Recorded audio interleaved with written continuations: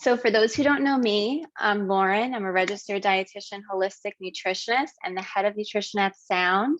We're welcoming Dr. Will today, which I'm so excited about as a personal fan and very inspired by everything that he does. I'm very excited to interview him today.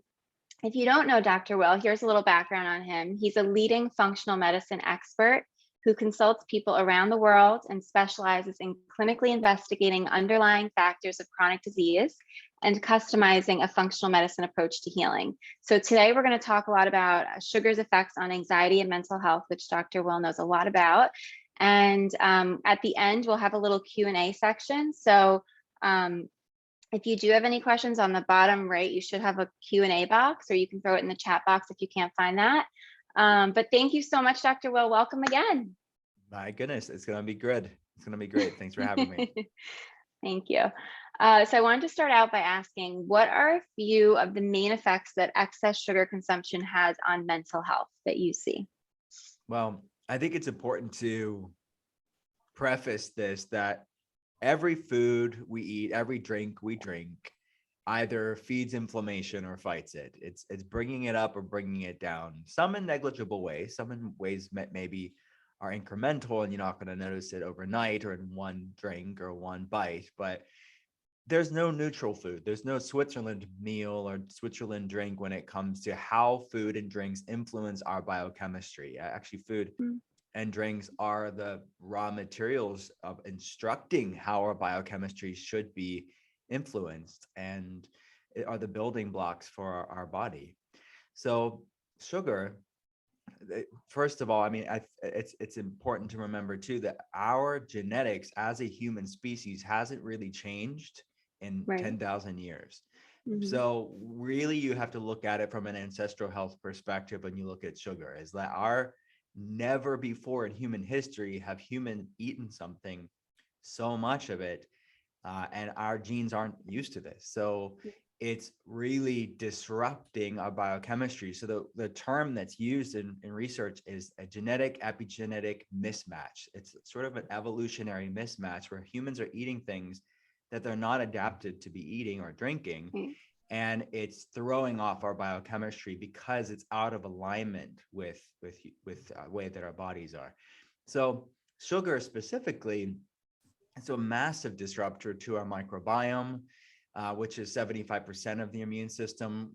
Inflammation, which is a product of the immune system. You want to look at where the majority of the immune system is living, which is in the gut. And we're looking, again, these trillions of bacteria have lived with us as a human species for a long time. So they are also thrown off when we are having this new thing on the block known as refined sugar.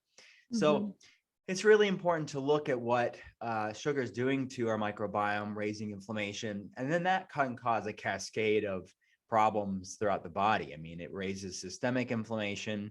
There's a whole field of research called the cytokine model of cognitive function. Cytokines are pro-inflammatory cells, so it's research looking at how inflammation is impacting how our brains work. And mental health isn't separate from physical health. Mental health is physical health. Our brain is part of our body. And when you're looking at things like anxiety and depression and fatigue and brain fog and other brain health issues, you really want to look at neuroinflammation, or the way that inflammation is impacting how our brain works. And it also, high sugar diets and having foods and drinks that have higher sugar in it can throw off our blood sugar, which will further impact our brain and our mood. And it can throw off other hormones as well. The whole point is it's really throwing off a cascade of dysregulation, signaling problems, and inflammation levels in the body. Right. And you mentioned that microbiome disruption that happens when you consume too much sugar, and that whole gut-brain connection, I'm sure, is correlated there. So how exactly is sugar causing anxiety? It's shifting the microbiome, which is making that impact, or is it the blood sugar imbalance, or both? I think it's a confluence of different factors. And I mean, you touched on something that's important here. I mean, our gut and brain are formed from the same fetal tissue. So when babies are growing in their mom's womb, their gut and brain are formed from that same fetal tissue. And 95% of serotonin, our happy neurotransmitter, is made in the gut, stored in the gut. The gut's known as the second brain in the scientific literature. And if you think about it, the intestines even kind of resemble the brain. But the connection through the vagus nerve and the gut-brain axis is definitely a major causative role in many people's brain health issues like anxiety.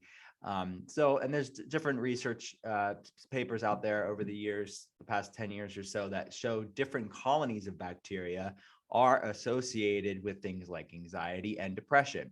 So if every food we eat either feeds inflammation or fights it, and every food we eat is influencing our gut microbiome, our gut garden, all the trillions of bacteria. So if we're feeding not helpful bacteria through the foods we're having, a lot of people will have dysbiosis, higher levels of these gram-negative bacteria that are higher in what are called lipopolysaccharides, or LPS, which further perpetuates this neuroinflammation cascade. And people can have things like SIBO and small intestinal bacterial overgrowth and fungal overgrowth from having a high sugar diet too, which will further disrupt that gut-brain connection. And then on top of that, you have to look at the blood sugar component of it too. Many people are hangry and anxious and wired and tired because their blood sugar is on a roller coaster and it can't calm down. And sugar is a major culprit of that. I'm taking notes over here. So much good info. So with the blood sugar imbalance and then the dysbiosis in the gut microbiome, those two things are working together to feed our anxiety, it sounds like. Yeah. All right. So now that we know the why, what can we do? What are some of the first steps that you take with people who are struggling with anxiety when it comes to their diet? Well, I mean, I think I'm an advocate for what you all advocate for as well. It's taking a break off of sugar, because I want people to really know that they know deep down in their soul that this thing's not working for them. So instead of it being this thing that they have to do, or this arduous, restrictive, shame-based approach to eating healthy foods or giving up sugar, that's not going to work. And that's why most diets fail people. So I'd rather have someone just be curious about their body and figuring out what their body loves and what their body hates. And by having a little bit of a break from refined added sugar, and I would say other foods that can turn into sugar. I think a lot of grains as well it's really spiking their blood sugar and throwing off their gut microbiome as well. So I would say looking at these things that are either sugar or things that turn into sugar and break down into sugar, taking a break from them. It's something that I work with patients when I'm consulting them online. I've written about this in the inflammation spectrum in my second book, really to give people a blueprint on what that could look like. But I think doing an experiment and making your life an experiment, your own N of one experiment, to kind of see how these things interplay with how you feel. How do they impact your energy? How do they impact your mood? How do they impact your digestion and your other health goals? Because when you start to learn about your body, what my experience is, especially when you're focusing on all the delicious, yummy things you can have, this is not punitive in the least. Then you start feeling so great, where having something that could dim your light, it's a bad trade-off. It's not restriction, it's self-respect. And I think that that's the paradigm shift that I want people to learn about themselves and have in their life, because they just love feeling so great more than they thought they missed something. So it's this, what I call food peace. It's this freedom to not be bound by the cravings and not be bound by fatigue and anxiety and hangriness. It is that peace that everybody has for themselves, but they have to give their body the chance to calm down so you can get proper signaling pathways and awareness on what's working for you and what's not. So that's really would be my advice for everybody listening. I love that. Yeah, it's one of those things where you don't know how good you feel until you feel it. So really, like you're saying, someone telling you is so different from you giving yourself that experience. I know you said giving yourself the chance to calm down, get off of that sugar and see how you feel. On average, how long do you think it takes people like start to feel those positive effects after getting all that withdrawal sort of symptoms? Well, I would say 4 weeks is a decent amount for most people. In my book, In the Inflammation Spectrum, I give people a quiz, and the quiz is adapted from questions that I ask patients. Actually, we have the quiz at drwillcole.com too. It's for free, but it's just adapted from questions that I ask patients so people can kind of see where they're at on the inflammation spectrum. Mhm. So 4 weeks for people that are lower on the inflammation spectrum, meaning they're having some anxiety, maybe like some background anxiousness and some fatigue, some cravings, some weight loss resistance, some digestive problems, but it's nothing aggressively out of range. I find that Mhm. 4 weeks, or honestly less, can be Okay. very insightful for someone to learn about what their body loves and what their body hates. And then some people that are more further down on the inflammation spectrum, maybe they have an autoimmune condition or some more significant problem, they're diagnosed with something, then I Mhm. would say closer to 8 weeks and beyond is something that I Okay. want people to be thinking about. And it's not that they're waiting that long to feel any difference. I just want them to have enough time to calm things down before they start reintroducing things. But I want people to reintroduce anything that they want to try back in. This is not me making blanket statements on any one thing, because Right. we all have different tolerances to these things. Some people can Yeah. have some sugar in their diet. It doesn't mean it's a health food. It's never going to be a health food. But some Mhm. people can handle some stress in that way where they can get Right. away with it. But you Right. will be able to have the agency and awareness and discernment on what works for your body. So you'll know, oh, maybe when I'm at that party, I'll have this amount of stuff, but I'm not going to push my body too far because, again, I love feeling great. And then some people are going to have no tolerance for these things, but they'll know that too. And they'll have a sort of north, they'll have a compass to be able Yeah. to be mindful of what their body can handle, because this is the heart of functional medicine. It's bio individuality. Some people can handle more of these things. Some people can handle very little of these Mhm. stressors that are a part of modernity. Yeah, I love that. You're having your own personal context, your own personal experience. And Yeah. then if you're going to have it, have a little bit more than what you could have tolerated. At least you know how you're going to feel after. But Yeah, most of the time, you are trying to abide by what makes you feel good.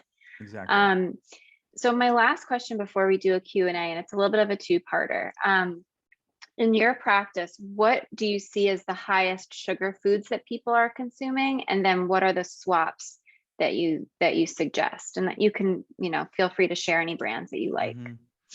Well, I mean, I think that I would just implore people to read the labels of the foods that they're having, because there are so many good brands out there. There's so many brands out there as a whole, right? But Mhm. there is very a lot of the brands out there use very savvy marketing terms. And just because something looks healthy, and it may be relatively healthy, right? It could be relatively better than the standard American diet, which is maybe more obvious.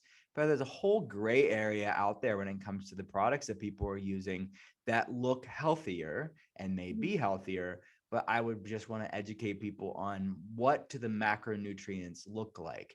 And macronutrients are protein, fats, and carbohydrates. So carbs, many people, and I know you know this, but like many people will just equate carbs with like pasta and bread. Mhm. And that's true, those are carbohydrates. But when we're talking about sugar, carbohydrates are part of that. So a lot of carb rich foods and foods that have added sugar, we're going to look at that total carbohydrate and then obviously any added sugar too. That stuff matters. And there's a lot of relatively healthy things out there where if you're having it 3 times a day and then snacking in between meals, it's going to be a total amount of sugar that's just too much. Where, but maybe by itself, if that's the only thing you're having, that's one thing. But people are not even informed as to how they're fueling their body. And Right. depending on sugar for fuel, even if it's healthier forms of sugar, it is like kindling on the fire, is the analogy that's made here. It's like kindling is going to create a little bit of light, but it's going to be short lived. And then you're going to be on that blood sugar roller coaster throughout the Yeah. day. So you need to look at how you're fueling your body. Lots of carbohydrates, lots of added sugar are really going to be disruptive to that microbiome and the blood sugar that we keep talking about here for your mood, how your brain works. So I don't know any specific, I don't want to, there's a lot of good brands out there, but I would just look at the Mhm. labels, look at the Okay. total grams of carbohydrates, look at the added sugars, be mindful of those grams. And Mhm. maybe as an experiment, track for a week or two, not to be obsessive about it, but Mhm. just maybe download a tracking app. I like, there's one called Chronometer, Chronometer. Chronometer can be helpful to kind of show you, oh, whoa, you had no idea all the hidden sugars you were having in any given day. Right. So that's what I'd be mindful of. I think the average person around 100 grams or less is ideal for most Mhm. people. I mean, some people can go up 150 grams of sugar in a day. And again, that's total carbohydrates for the day, not just Mhm. added sugar. Mhm. But some people for a while would be better with 50 grams or less of Mhm. carbohydrates until they get that, become more fat adapted is the clinical objective. And Right. that's like putting a log on the fire where you're going to be slower burning, more sustainable energy, not on that Mhm. blood sugar roller coaster. So you have to start training your cells and your mitochondria to burn fat for fuel. And the only way you're going to do that is not be depending on the sugary kindling 6 times a day. Right. Awesome. That's so helpful. Thank you very much. You're I'm welcome. going to hand it over to the audience. If anyone has any questions, looks like we already have a few that have come in. Um, Again, there's a Q&A box on the bottom right if you want to share your questions there. Otherwise, if you can't find that, the chat is fine. All right, so the first question is, and again, I know that you said this, Dr. Will, but obviously everyone's an individual. Speak with your functional medicine doctor, your healthcare team before you make any big shifts or anything like that in your diet. But the first question is, so should we not have any refined sugars, only like fruits, for instance? Are fruits okay? Yeah, fruit is good. I think even fruit should be counted in the total carbohydrates for the day. Okay. But the quality of your sugar matters, right? The quality of your carbohydrate matters. And actually, I think fruit and starchy vegetables are two of the best sources of carbohydrates and sugars to your diet, because it's metabolized completely different because it's in a whole food form with Mm-hmm. fiber. And Right. plant fiber helps to balance the blood sugar impact on the body. So it's going to be metabolized completely different than like a big glass of fruit juice without the fiber. Right. Yeah, that's what I would not. I'm not demonizing fruit, and nor am I lumping every carbohydrate in the same basket. But Right. we still need to be mindful of how much carbohydrates you're having in a day, even if it's in a whole food form. But certainly, those are the better options, and have lots of other benefits too. I mean, antioxidants, polyphenols, the fiber for your gut microbiome. There's a lot of benefits to fruits and starchy vegetables like sweet potatoes as well. Right. That's a great point. Going back to the anxiety piece, like it's helping. Some of those fruits have some good prebiotic fibers that are Yeah, feeding the healthy bacteria that's then improving that gut brain connection. yeah. Um, what are healthy ways to boost energy while trying to cut sugar? I've been feeling a little sluggish lately. Mm. Great question. Something that I see a lot because it's a very common potential pitfall of people. And then they think, man, I should just stay on the sugar thing. Or But just like, let no, me have 2 more cups of coffee now right. Yeah. throughout the day. So it's a way you can fix it. I mean, you can fix it. You need to give your body time. So be patient. Mhm. I would say stay hydrated, which Okay. isn't like the funnest answer, but I would say Mhm. stay hydrated for sure. Add extra electrolytes to your day Mhm. as you're starting, because sodium, potassium, magnesium, these are very much going to be thrown off potentially for most people, especially the more sugar addicted, the more inflamed somebody is. The more when you stop the sugar, your electrolytes could be thrown off because your body's losing water weight and inflammation, because Mhm. carbohydrates help your body to hold on to that water weight and inflammation. So by going off of it, it can throw off the electrolyte balance as your body's adjusting. It won't always happen, but Mhm. at the beginning, I would definitely maybe add some Himalayan sea salt to water, sipping on that throughout the day. I have a recipe on it's not it's a very simple recipe on drwilcol.com. Just use the search bar for sole water, SOLE water. But there's a great electrolyte supplements out there, something called Element that I like, LMNT. There's many other ones. Just look for any added sugar in the electrolyte supplements, because that, or adding sea salt to your food will help as well.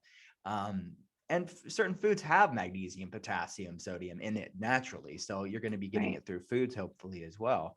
Mm-hmm. So that's number two, hydrated electrolytes. Three would be, you need to fill in the caloric deficit that's left behind when you take the sugar out of your diet. So many Mm-hmm. people just take all the sugar out and then they're just starving Not eating. themselves. Yeah, right. You need to like find other foods that you can have to fuel yourself, because this isn't about dieting. This is about like nourishing your body with nutrient dense foods.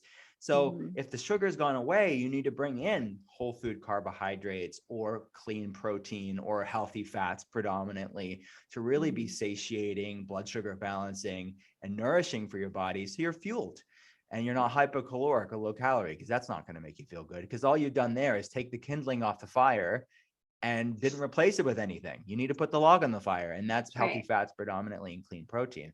And that's how you get the light of being fat adapted and having energy throughout the day for you. I love that answer. That like feels also very doable. Thank you. Welcome. For someone with hydrogen SIBO, what are your thoughts regarding reintroduction of fruit?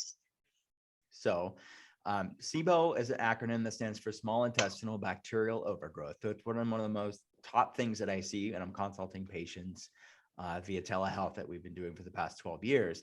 And you get diagnosed with that through a SIBO breath test. So you can measure hydrogen and methane. And there's a third type of SIBO too, called hydrogen sulfide.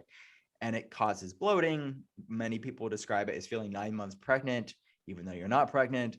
Painful bloating, uncomfortable bloating, IBS type issues, chronic constipation, looser stools, acid reflux, GERD, indigestion. So the the question is about fruits. Not all fruit will be metabolized the same way, and being influencing your microbiome the same way. But some higher FODMAP fruits, like apples, and grains can be higher FODMAPs, onions and garlic, as far as vegetables, are higher FODMAPs. These are fermentable sugars, which FODMAPs is the acronym for fermentable oligosaccharides, disaccharides, monosaccharides, and polyols. So basically, those are all fermentable sugars, but are in healthy forms, right? I just mentioned them being in whole food form, and they have the fiber and all that good stuff. But even healthy foods, what works for one person may not be the best for you at this point in your journey. And then that's not indicting that food for everybody. That's not saying it's even bad for you forever and ever. But the goal is, when somebody has SIBO, you have to heal from the SIBO so you can reintroduce those foods. So the answer to the question is, depends on how much you are actively dealing with the SIBO. Like, we've developed protocols to address these things. So antimicrobials, binders, biofilm disruptors, detox support, gut health support. So we can reintroduce higher FODMAP fruits and vegetables. So that's kind of an independent question, depends on the person, but Right. ultimately my goal for anyone would be over time to do reintroduction of these things. Okay. So what I'm hearing is heal the gut first and then maybe talk about reintroduction. Yeah. Okay. Do you also recommend eliminating or limiting artificial sweeteners like stevia, or is it okay to use these to replace refined sugar? I think that most people should take a break from all added sweeteners for a time.